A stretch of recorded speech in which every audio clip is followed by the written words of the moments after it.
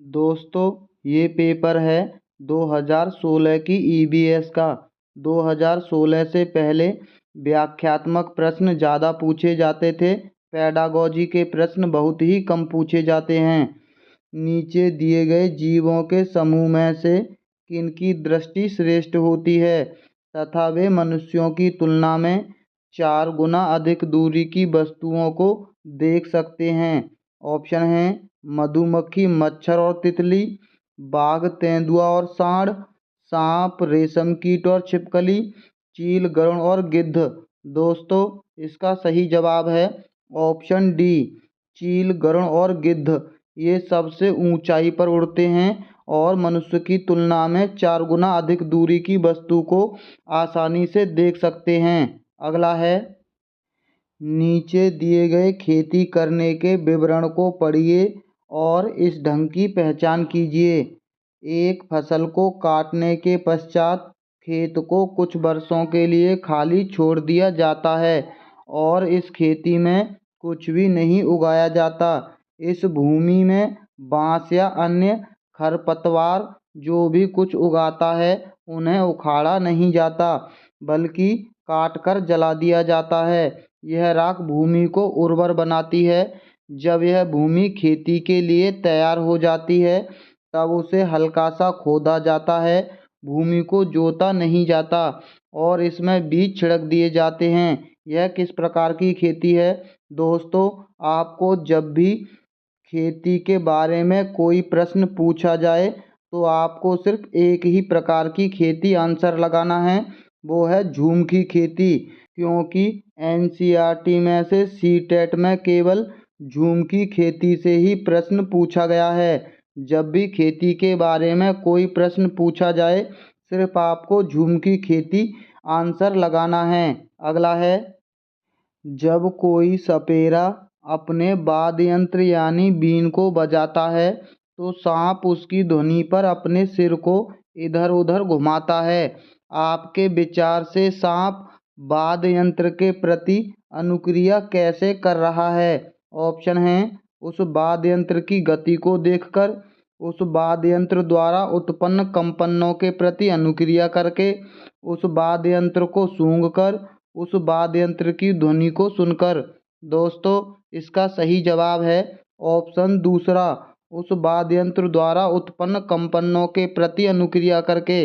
इसको आंसर लगाने के लिए आप प्रति अनुक्रिया, यहाँ भी प्रति अनुक्रिया, इससे भी इसका सही जवाब लगा सकते थे। अगला है, परिवार एक इकाई होता है जिसमें माँ, पिता और उनके 2 बच्चे होते हैं। यह कथन ऑप्शन हैं सत्य है क्योंकि सभी भारतीय परिवार इसी प्रकार के होते हैं। दूसरा है सही नहीं है क्योंकि इस कथन में यह स्पष्ट करना चाहिए कि बच्चे जैविक होते हैं। तीसरा है सही नहीं है क्योंकि परिवार कई प्रकार के होते हैं तथा परिवार का केवल एक ही प्रकार में वर्गीकरण नहीं किया जा सकता। चौथा है सत्य है क्योंकि यह किसी आदर्श परिवार का आकार है। दोस्तों, इसका सही जवाब है ऑप्शन तीसरा, सही नहीं है क्योंकि परिवार कई प्रकार के होते हैं तथा परिवार का केवल एक ही प्रकार में वर्गीकरण नहीं किया जा सकता। अगला है, मानवों के पेट में आमाशय रस की प्रकृति कैसी होती है और वह भोजन के पाचन में सहायता करता है?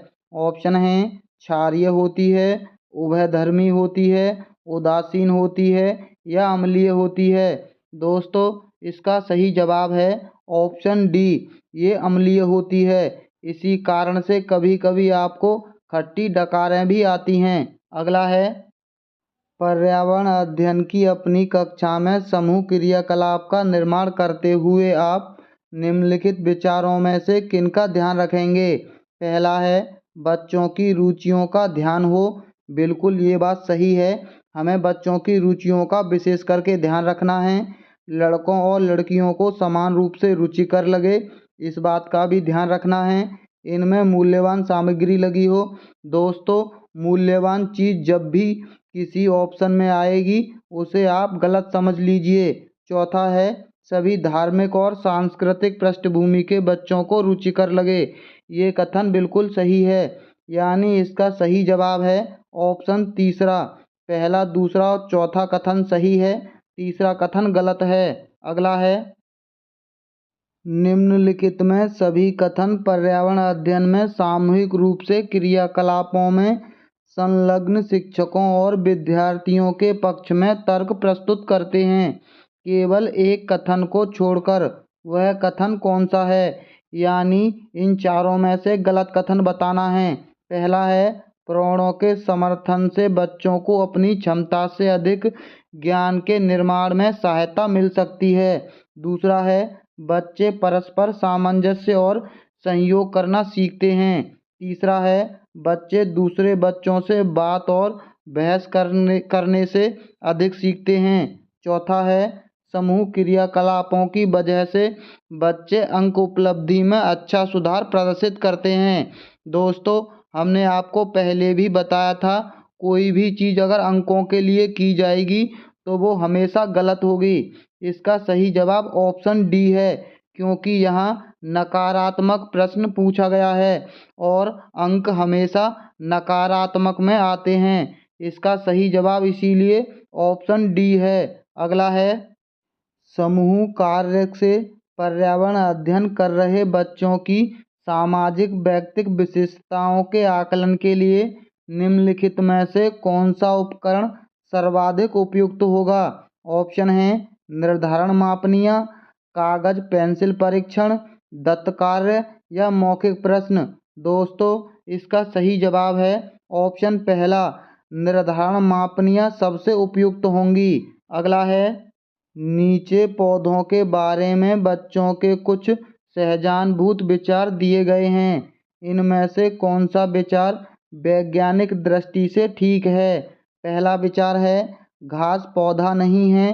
दूसरा है, कुछ सब्जियां फल होती हैं। तीसरा है, बीज किसी पौधे का हिस्सा नहीं होते।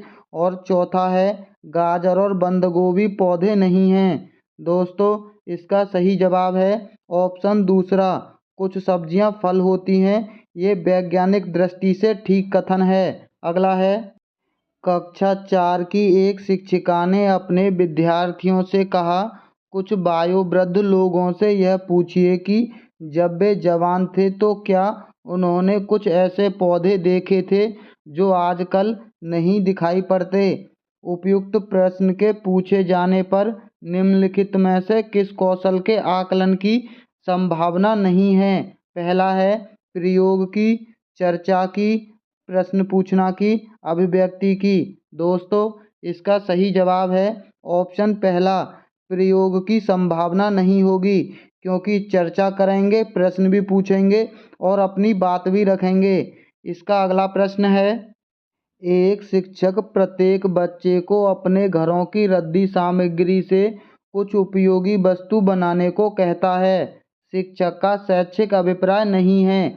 यहाँ नकारात्मक प्रश्न पूछा गया है। ऑप्शन हैं, बच्चों को पुनः चक्रण, पुनः प्रयोग और रूपांतरण को समझने देना। दूसरा है, कूड़े से बनी श्रेष्ठ वस्तुओं की प्रदर्शनी का आयोजन करना। तीसरा है, कक्षा के श्रेष्ठ विद्यार्थी के बारे में निर्णय करना। चौथा है, बच्चों में सृजनशीलता का विकास करना। दोस्तों, हमने आपको पहले बता चुके हैं कि हम बच्चों का किसी भी प्रकार से वर्गीकरण नहीं करेंगे। जब श्रेष्ठ बच्चे का दोस्तों, हम आपको पहले भी बता चुके हैं कि हम बच्चों का किसी भी प्रकार से वर्गीकरण नहीं करेंगे। यहाँ श्रेष्ठ बच्चा यानी बच्चों का वर्गीकरण किया जा रहा है। हमने पहले भी बताया है कि जब भी वर्गीकरण होगा वो कथन हमेशा गलत होगा। इसका सही जवाब ऑप्शन तीसरा यानी ऑप्शन सी है। अगला है, निम्नलिखित प्रश्नों को पढ़िए। पहला है, मैंने क्रियाकलाप की योजना कितनी अच्छी बनाई है। दूसरा है, मैंने योजना का अनुसरण कितना अच्छा किया है। तीसरा है, मेरी शक्तियाँ क्या थीं। चौथा है, मुझे सचमुच कठिन क्या लगा। ऊपर दिए गए 4 प्रकार के प्रश्नों के उत्तर से होगा। ऑप्शन हैं, शिक्षकों का स्व आकलन, बच्चों और शिक्षकों दोनों का स्व आकलन, शिक्षक द्वारा समग्र आकलन, बच्चों का स्व आकलन। दोस्तों, यहाँ बच्चे और शिक्षक दोनों का स्व आकलन हो रहा है। अगला है पर्यावरण अध्ययन की पाठ्य पुस्तक में प्रयुक्त भाषा। ऑप्शन है रूखी और बच्चों के द्वारा समझने में कठिनाई होनी चाहिए। दूसरा है परिभाषाओं पर बल देते हुए औपचारिक बनाई जानी चाहिए। तकनीकी और औपचारिक होनी चाहिए। बच्चे की दिन प्रतिदिन की भाषा से संबंधित होनी चाहिए। दोस्तों, हमने आपको पहले भी बताया है, अब फिर बता देते हैं।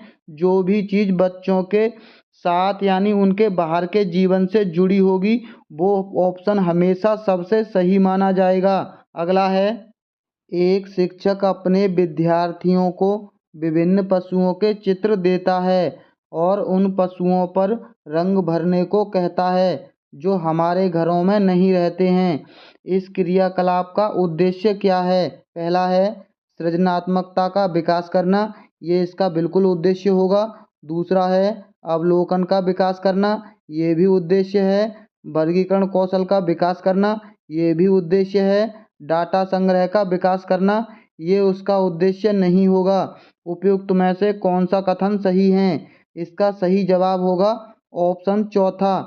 पहले तीनों कथन सही हैं, चौथा कथन गलत है। अगला है पर्यावरण अध्ययन के पाठ्यक्रम जिसे 6 उपविषयों के चतुर्दिक निर्मित किया गया है में पौधे और पशुओं को जानबूझकर परिवार और मित्र उपविषय के अंतर्गत सम्मिलित किया गया है। इसके लिए निम्नलिखित में से एक कारण को छोड़कर शेष सभी कारण हो सकते हैं। वह एक कारण कौन सा है? यानी गलत कथन इनमें से कौन सा है? पहला है इस बात को उभारना कि किस प्रकार कुछ समुदायों के जीवन और आजीविकाएं विशेष पशुओं या पौधों से घनिष्ठ रूप से जुड़े हुए हैं। दूसरा है विद्यार्थियों को विज्ञान के दृष्टिकोण से पौधों और पशुओं को समझने में सक्षम बनाना। तीसरा है सामाजिक और सांस्कृतिक संदर्भ में पौधों और पशुओं के स्थान निर्धारित करने में विद्यार्थियों की सहायता करना। चौथा है इस बात को उभारना कि किस प्रकार मनुष्य एक दूसरे से घनिष्ठ संबंधों को साझा करते हैं। दोस्तों, इसका सही जवाब है ऑप्शन दूसरा। यहाँ वैज्ञानिक दृष्टिकोण की बात गलत होगी क्योंकि बच्चे अभी वैज्ञानिक दृष्टिकोण को समझने में छोटे होते हैं। अगला है पर्यावरण अध्ययन के शिक्षण अधिगम में सर्वेक्षण का उद्देश्य है। पहला है समुदाय के साथ अन्योन्य क्रिया का अवसर प्रदान करना।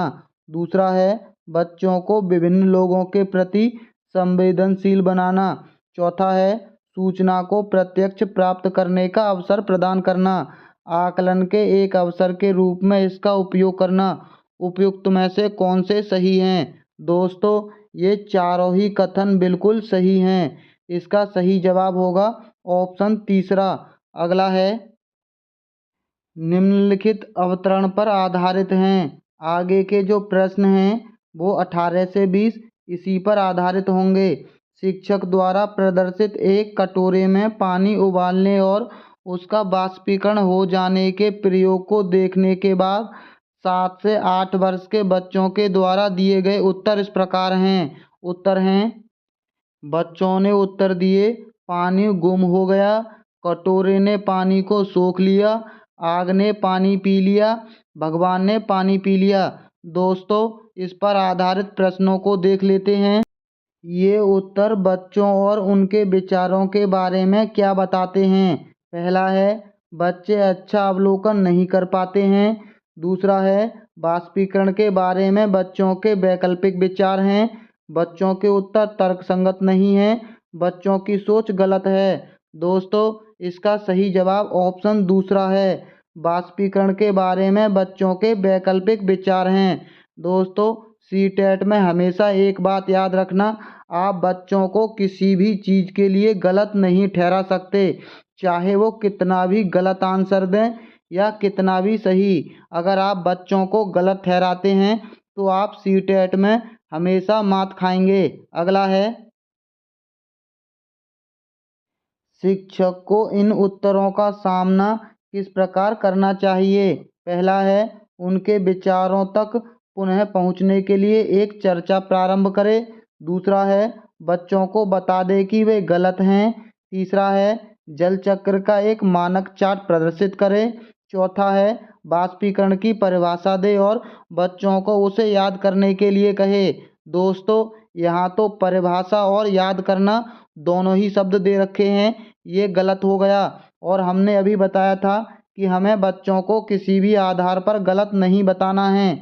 और इसका सही जवाब ऑप्शन ए है, उनके विचारों तक पहुँचने के लिए एक चर्चा प्रारंभ करें। अगला है वाष्पीकरण विषय पर बच्चों की विविध सोच का आकलन करने के लिए निम्नलिखित में से कौन सा प्रश्न एक नमूना हो सकता है। पहला है जल चक्र का आरेख बनाएं और उसे नामांकित कीजिए। दूसरा है जल चक्र के 5 लाभ लिखिए।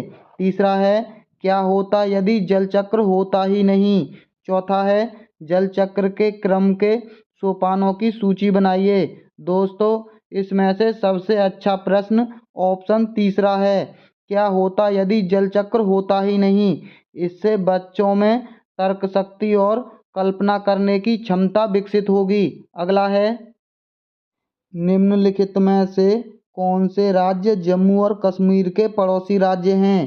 पहला है उत्तराखंड और राजस्थान, हिमाचल प्रदेश और उत्तराखंड, हिमाचल प्रदेश और पंजाब, हिमाचल प्रदेश और उत्तर प्रदेश।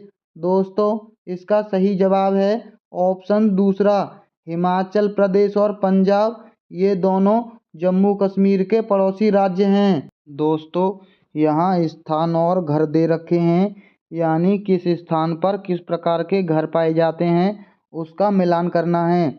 मनाली में पाए जाते हैं पत्थर या लकड़ी से बने ढालू छत वाले घर, यानी पहले का दूसरा हो गया। राजस्थान में पाए जाते हैं मिट्टी के घर जिनकी छतें कटीली झाड़ियों से छाई होती है। और असम में पाए जाते हैं बांस के खम्भों पर बने ऊंचे उठे हुए घर। और लद्दाख में पाए जाते हैं पत्थर के बने घर जिनके फर्श छतें लकड़ी की बनी होती हैं। अगला प्रश्न है पशुओं की त्वचा पर विभिन्न पैटर्न यानी डिजाइन किसके कारण होते हैं। ऑप्शन हैं उनकी त्वचा पर बालों के कारण होते हैं, उस जलवायु के कारण होते हैं जिनमें वे रहते हैं, उनकी शारीरिक शक्ति को इंगित करते हैं, या परावर्तित प्रकाश के कारण होते हैं।